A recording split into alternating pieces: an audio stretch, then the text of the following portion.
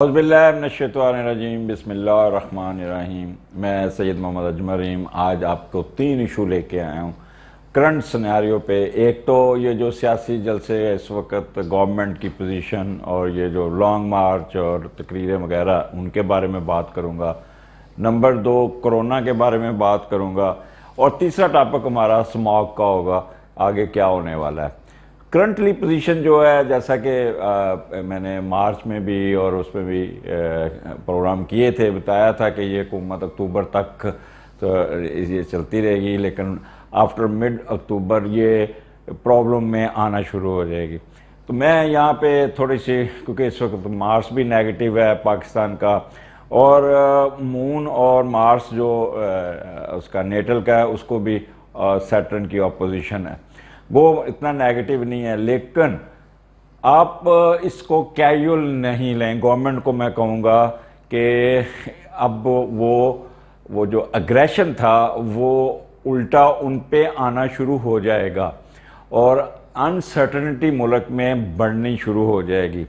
ان کو ایزی نہیں لینا، جو یہ دھرنے، یہ تقریریں، یہ ان کا کوئی آگے ان کے انٹرسٹ، کوئی ان کا آپ کہہ لیں کہ یہ آگے آ کے یہ حکومت میں آ جائیں گے یا نہیں، وہ تو دے ول جسٹ گیٹ اپنا مقصد کامیاب حاصل کرنے میں کامیاب ہو گئے، کیونکہ گورنمنٹ جو ہے نا، وہ بجائے کہ اس معاملات کو سیریس لے یا لے، وہ ابھی تک وہی پرانی روش پہ چلتی آ رہی ہے، اور وہ سارا دن وہ تقریریں، تھریٹ، یہ وہ۔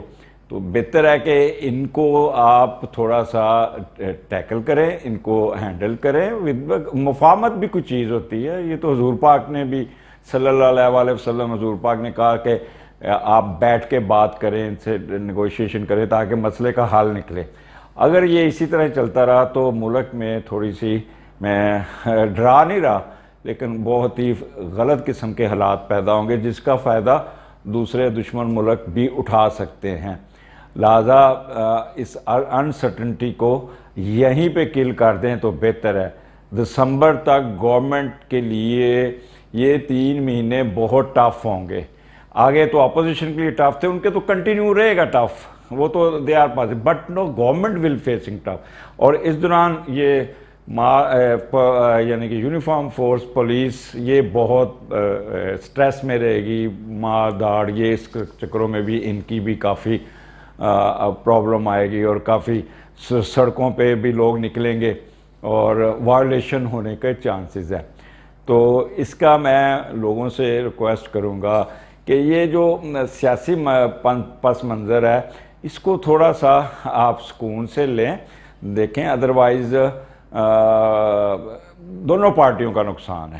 پھر مجھے جو چیز نظر آتی ہے، کوئی تھرڈ آپشنز نظر آئے گی، اور تھرڈ آپشن میں پھر یہ جو اپوزیشن اور گورنمنٹ بعد میں بیٹھ کے وہ پھر گلے شکوے اور روتے ہی نظر آئیں گے، یا اس سے بہتر تھا ہم بیٹھ کے بات کر لیتے۔ تو پھر جب وہ اگر تھرڈ قوت آئی تو کافی پرابلم فیس کریں گے دونوں۔ تو یہ تو سیاسی پس منظر ہے۔ اکتوبر، نومبر اور 20 جنوری تک انسرٹنٹی ہے۔ اگر کوئی تبدیلی آتی ہے، اگر کوئی چینجز آتی ہے، تو وہ جنوری کے مہینے میں، اس کو کہتے ہیں نا پامبڑ بجنا، پامبڑ چڑھنا، یا وہ کرنا۔ تو اللہ آپ لوگوں سے ریکویسٹ ہے کہ دعا کیجیے گا، اور اپنے آپ کو تھوڑا سا سیف زون میں بھی رکھیے گا، تاکہ حالات آگے جو آنے والے ہیں وہ آپ کو نقصان نہ پہنچائے۔ نمبر 2، کرونا کا ابھی پھر دوبارہ شروع ہو گیا۔ کرونا ہر طرف ہو رہی، جیسے کہ میں مارچ میں بھی کہا تھا، میں نے مختلف چینل پہ کہا تھا کہ کرونا کا افیکٹ کوئی نہیں ہونا۔ ہمارے ساری 6500 ڈیتھ ہوئی ہیں، یہ تو روٹین میں 1.5 لاکھ تو سالانہ ہارٹ اٹیک سے مرتے ہیں، 1.5 لاکھ ہیپیٹائٹس سے مرتے ہیں، ایکسیڈنٹ سے مرتے ہیں۔ تو یہ تو اللہ تعالیٰ کی رحمت ہے کہ ابھی یہ دیکھیں، جب آپ کہہ لیں کہ اس کو پراپرلی نہ ٹریٹ کریں تو یہ تو بیماری بڑھنی۔ سردیوں میں دیکھیں، ڈاکٹر میرے دوست ہیں، وہ کہتے تھے جیسے سردیاں شروع ہوتی ہیں ساڑی دکان تے لین لگ جاتی ہے، اور اس میں جون میں وہ اس کے گیسٹرو کے پیشنٹ آنا شروع کر دیتے، لیکن اس میں فالٹ کس کا ہے؟ وہ ہمارا ہے کہ ہم کوئی کیئر ہی نہیں کرتے۔ سردی آتی ہے، موٹر سائیکل پہ بیٹھ جاتے ہیں، نہ سویٹر پہنتے نہ کچھ پہنتے ہیں۔ تو کرونا کا کوئی خوف نہیں ہے، لیکن no you should be careful about smog. اس دفعہ اسماگ آپ کو بہت تنگ کرے گی، یہ بڑا ہرٹ کرے گی آپ لوگوں کو، آپ کے انہیلنگ پاور میں یہ بہت زیادہ یہ آپ کو ڈسٹرب کر جائے گی. اور پھر یہ بدنامی پڑنی ہے کرونا کے کھاتے میں، حالانکہ کرونا نے نہیں اس طرح تنگ کرنا جتنا یہ اسماگ تنگ کرے گا. اس میں آپ کی آنکھوں کی اریٹیشن شروع ہو جائے گی، اور نزلہ زکام، نمونیا اور یہ اس قسم کے اور بیماریاں بھی شروع ہو جائیں گی. سو پاکستان کا اس وقت جو ہاروسکوپ ہے وہ اگر دیکھا جائے مریم کا اور ان کا نواز شریف کا، بلال کا، temporary they are being benefited by the circumstances جو وہ کریٹ کر رہے ہیں. بٹ آن دی ہول ان کو کوئی کسی قسم کا وہ کیا کہتے ہیں کہ امیڈیٹ ریلیف ملتا نظر نہیں آتا کہ وہ یہ اللہ دین کا چراغ رگڑا اور وہ حکومت میں آگے جائیں گے تو پھر سب کی چھٹی ہوگی. تو اس لیے آپ لوگ سارا اس چیز کو دیکھیں.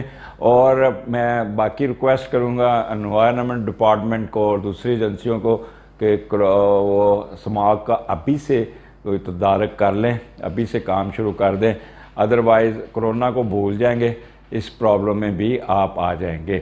اور عمران خان صاحب کی جو وہ جو انسرٹنٹی کا پیریڈ اب شروع ہو گیا ہے، کیونکہ میں تو پچھلے 2 سال سے یہی کہہ رہا تھا کہ کچھ نہیں ہوگا کچھ نہیں ہوگا، لیکن اب کیونکہ ان کو سکیر بھی ہے اور ان کا پھر آگے سیٹرن شفٹ ہونا ہے اور ایکویریس میں جانا ہے، اور وہاں پہ ان کی میجر چینج ہے. تو یہ اس لیے میں لوگوں سے اپیل کروں گا کہ تھوڑا سا محتاط ہو کے، تھوڑا سا ریلیکس ہو کے چلیں. اور انشاءاللہ تعالیٰ ویسے کوئی میجر تھریٹ کوئی نہیں ہے پاکستان، ادھر چین اور انڈیا پھنسے رہیں گے آپس میں، اور ادھر یہ ہلکی پھلکی موسیقی ہمارے ملک میں بھی چلتی رہے گی. تو اس کے ساتھ میں اب اگلی دوسرا ایک اور میں کہنا چاہ رہا ہوں کہ ریٹروگریشن کی بات ہو رہی ہے، مرکری ریٹروگریڈ، مارس ریٹروگریڈ اور وینس ریٹروگریڈ. تو اس کا کوئی بیڈ افیکٹ نہیں ہے. وینس ورگو میں آیا ہے، وہ ٹیمپریریلی آپ کو تھوڑا سا ڈومیسٹک انہیپینس، یہ اس قسم کے پرابلم آئیں گے، وہ چل رہا ہے. جیسے وینس نکل کے لیبرا میں آ جائے گا تو حالات بالکل ٹھیک ہو جائیں گے.